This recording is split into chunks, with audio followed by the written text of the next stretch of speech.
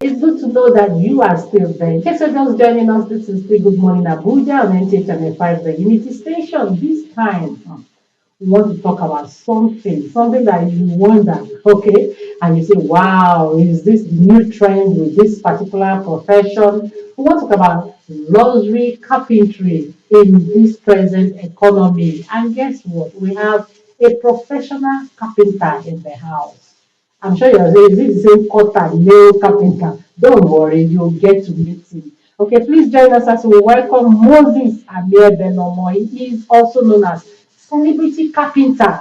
Okay, he is the founder of the first ever College of Traditional Carpentry in Africa and the CEO of Nigeria's top furniture luxury brand, Sages Dodio Limited. Wow. Wow, loaded. Thank you so much for joining us. A very good morning to you. Good morning to you, sir. Thank you Good very much for having morning, me. luxury carpentry. Wow, luxury carpentry. Let's start with that. What does it mean? Because a lot of people will be wondering when they want to hear the carpenter. Yeah. They don't want the luxury added to it Yeah. now. Is what so. What does it mean? Well, when we put the word luxury in carpentry, it just means that we take extra care. Oh, That okay. is it. The Okay. extra professionalism we put into whatever piece we make. We make timeless pieces. We make beautiful carpentry work that stands out, that are well detailed, and that are when you say it, the perfection, the edges, the finishing. It's just not comparable with anything cliche. At the Okay. top there, the caviar wood. Oh, That's where we draw the line of, okay, this is luxury. okay. I know that where you come from, which is Edo State, Yes, we have your people are very good with carpentry work. absolutely. And why did you not decide to take it out? Like from the local, the normal carpentry work, you now decided, okay, let me add luxury to it. Why? Where did the inspiration come from? Okay, let me take you back at memory lane. My people, the Edo and the Benin people, we've been artists and artisans for over 100 years now. Hmm. To be more specific, even when the white men came to Edo State, they stole some of our artwork. And to today, they still stand in the museums in Lagos, in London, and other parts of the world. So, to start with, my people already had international masterpieces over 100 years ago. Okay. So, it's not like I'm taking anything out. I'm just doing the works of my ancestors. Okay.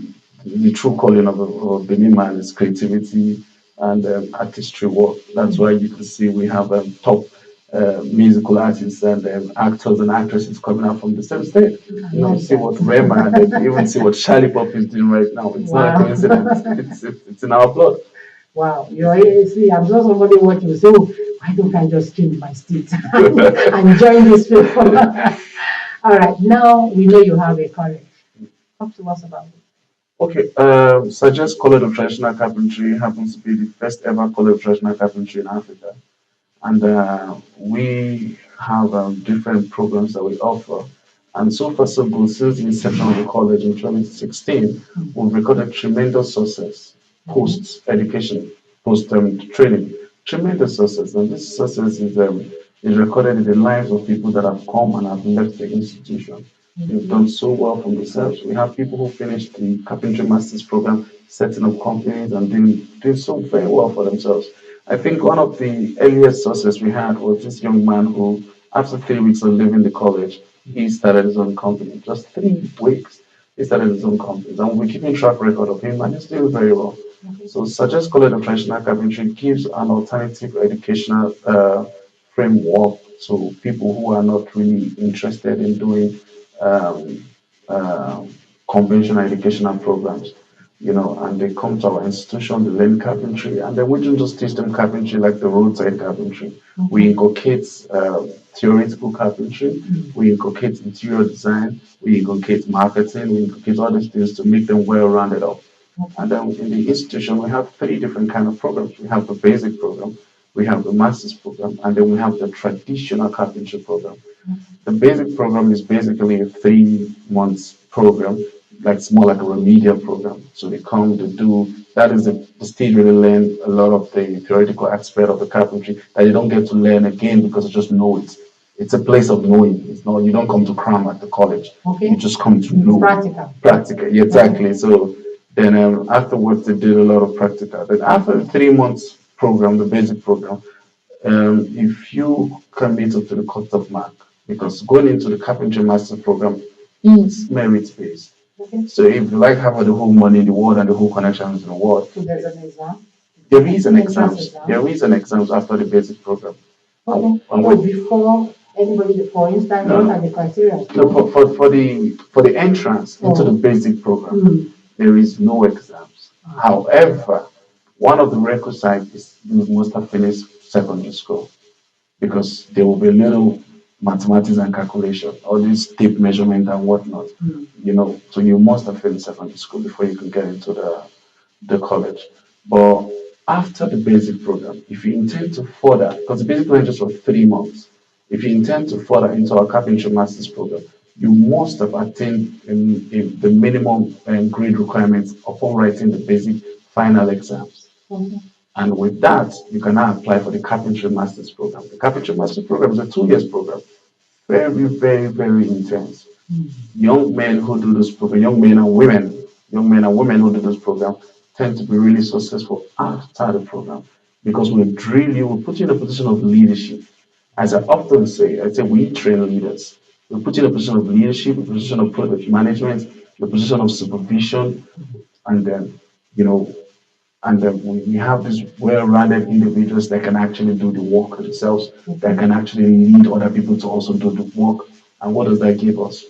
New CEOs. Mm. So we have a lot of people coming out to be leaders and training people, thereby creating a scheme that disseminates knowledge. Okay. So we train you to become a trainer. We train you to become a leader. Okay. And we train you to be self-sufficient as an entrepreneur. Okay. Yes. So where did this crave to start a university? Was it born out of, like you said, you want to make sure that you keep what your grandparents were doing, or because you want perfection? You want to make sure that the end product of this, maybe the furnitures from your side, comes out the best. Is it the reason why you started the college? No, basically that isn't the reason. When because I studied carpentry in Italy and it's quite Oh, okay, expensive. no Yeah, wonder. yeah. So Okay. I had sold, risked everything I've got to go take the chance to learn carpentry. I'm back here. So and when I came back and I started working with some artisans that were already trained by other people to deliver jobs that I got, I realized that there was a lot of challenge in terms of transfer of ideas and implementation of ideas. There was this gap, this carpentry knowledge gap, Mm. and I didn't know where it was coming from. So I realized that I had to train people who were supposedly professionals. Okay. So that's where it started from. I was like, okay, why do I have to train people that are already professionals that can even do the business themselves? That means they're not doing it right. So I decided, so okay, no, this was going to happen. I'll start up a school. I'll pass that information down to young people. Wow. We'll continue, but we need to go for a break. This is interesting, and I'm sure a lot of people will want to. Afterwards, you see them come to register in your school. All right, we've been talking about luxury carpentry in today's economy.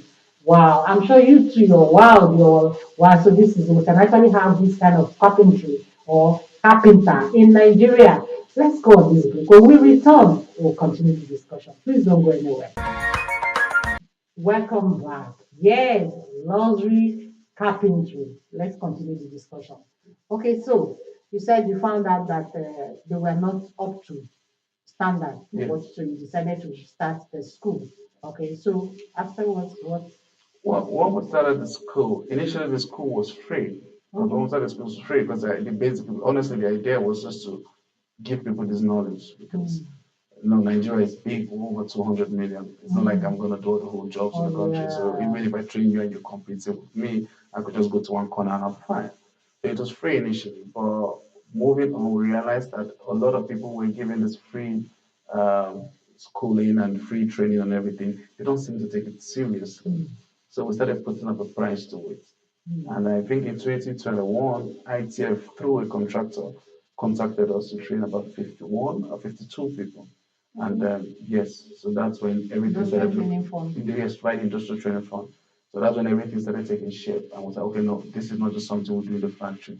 We need to build a classroom for them, give them access to practical access to curriculum and everything, and then boom, we standardize everything, standardize even the pricing and whatnot. And then, it's been uphill ever since. Okay. There's something I've noticed with Nigerian carpenters, or should I say furniture makers. Okay. You find out that finishing, this idea of just produce, send to the market, there is no quality control person Yeah. in between to Yeah. check, to make sure that what you are sending to the market, I'm sure from where you are coming from, you Yes. know that there's no way they send any product to the market without a quality control person to Yes. make sure that the quality. So, do you also take care of that? Yeah, absolutely. In fact, just yesterday I had a post on my TikTok where I was educating some project managers and supervisors in my company about quality control. Because even me myself, aside the fact that I own the company, I also work in the company under two different capacities, three different capacities. Capacity number one as CEO, second capacity project manager for some special project, then the third capacity, whatever the project it doesn't matter, even if it's a project of 100 naira, I am still a quality control officer in the company. Beautiful. Yes. Then I also have quality control staffs, and there are three layers of quality control staffs that we have. We have the factory quality control staff. Those ones upon the production with our semi-automated machines in the factory, they check for the quality of they certify the material okay to be taken to site. So when we get to site, we also have the installers who do a lot of installations and whatnot. During that process, we now have another quality control supervisor that goes to see and make sure that those installers are putting everything right, the right screws and the right place, the right hinges and the right places. Everything is done properly. Then, unlike other conventional carpentry firm, my own luxury carpentry firm has a finishing department. It's a whole elaborate thing entirely. So the finishing department comes in and we have 11 steps of finishing. For the plywood, we have 11 steps of finishing for the plywood. And then when we start that step, at step 7, the head of the department steps in as another quality control officer to before he approves to step 8. Because at step 7, that's when we have the first layer of paint. And the first layer of paint reveals other shades of error. So he controls that, makes sure they mitigate it. Then at step 10, that is where I come in. So that's why, that's why I come. Yes. Amazing. So I'm so grounded. At step 10, that's why most times you always see me at the airport. I'm always traveling. I'm going to my site around the country and even my site outside the country. Because once it's step 10, I make sure I go there and say, okay, good, this is good, finish it up. And step Wow. 11 will I finish feel it. like and clapping for you. This is proudly Nigeria, and I'm excited because we're seeing what we are, what we see outside the country, we are seeing it here. Thank you so much. Now, I know somebody must be watching you that want to go into carpentry. I want to be like this now. What would you say? Just 1 minute, or would you say to the person? Okay. So first of all, anything that you want to do or anything you want to go into, you should know about it. So I think first and first, um, well, that's what I started that on my TikTok, Celebrity Capital Moses. I started one series called the Truth Mirror. On the Truth Mirror, I talk about my journey a lot, and that essence of that particular playlist is to educate young people on what they look like. It's not. Some people come to my college. Oh, we saw him on a sports car. He's doing so well. He looks so fresh. Let's go to his college. And in 3 months' time, they want to become millionaires. It doesn't work like that. You can't disrespect process. You must respect process. Follow due process. This is a manifestation of over 10 years of hard work. And I can tell you categorically that 24 months ago, I wasn't this person.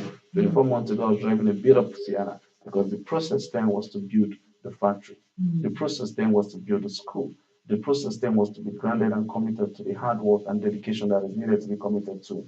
So if you say you want to come into carpentry, first of all, learn, research about carpentry, make up your mind. And when you come in, you should know that it is not just sources waiting for you to pick up. There is process. And if you're committed to follow through processes and you're committed to and you're focused to the end result, honestly, the sky is the limit. I have seen it manifest. It's not just me because I could sit down here and say, oh, my ancestors were carpenters. Oh, I'm a very hardworking person. But I've seen people who have no business in carpentry, whose Made nobody it. exactly, and they come and they make it. They're really successful. Wow, thank Yeah. you so much. Thank you so much. It's as if we should just not stop, we should continue. Thank you. And I say thumbs up to you for what you are doing. And it's pride for us to see our products go out there, compete, and we meet up the standard, international standard. So thank you so much for grooming the young one, making sure you dot the I's and cross the T's when it comes to furniture making.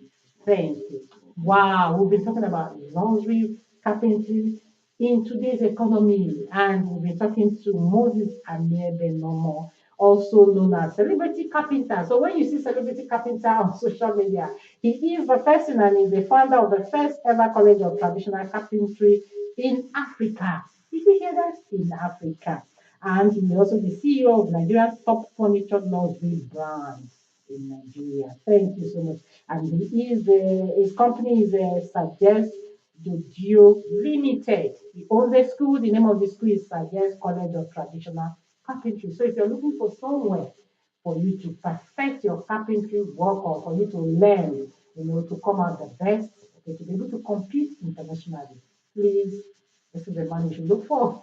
All right, the program is still Good Morning Abuja. I hope we've been able to enlighten you like we promised. We'll be back after this break. Please don't go anywhere.